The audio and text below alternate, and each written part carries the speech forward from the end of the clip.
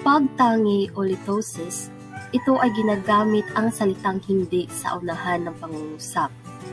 Sa lantunay o paradox, ito ay ang pagpapahayag ng isang katotohanan sa pamamagitan ng paggamit ng sangkap na animoy di totoo sa biglang basa o dinig. Pangitain o vision imagery.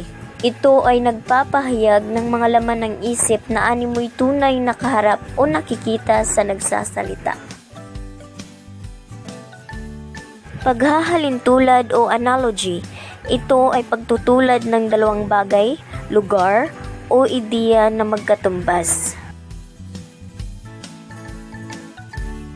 Tapos na tayo sa tayutay at sa mga uri nito. May mga natutunan ba kayo? Mabuti naman kung ganoon.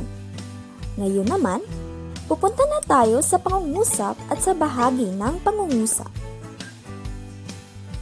Ang pangungusap ay isang salita o pangkat ng mga salita na nagpapahayag ng isang buong diwa o kaisipan. Ito ay binubuo ng panlahat na sangkap, ang panguri at ang paksa, subalit buo ang diwa.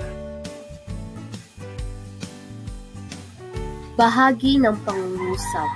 Mayroong dalawang bahagi ng pangungusap, ang simuno at panaguri. Ang simuno, ito ang paksa o pinag-uusapan sa pangungusap. Natukoy na ang salita sa pangungusap ang simuno kung ito ay sinusundan ng mga pananda. Panaguri o predicate, ito ang bahagi ng pangungusap na naglalahad ng impormasyon tungkol sa simuno.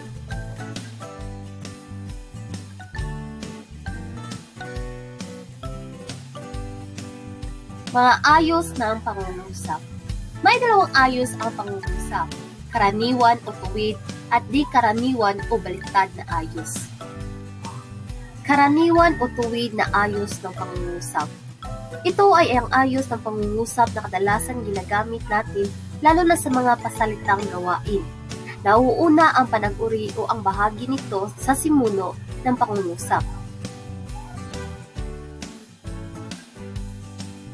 Di karaniwan o baliktad na ayos ng pangungusap. Ito ang ayos na pangungusap na nauuna ang simuno sa panag-uri ng pangungusap.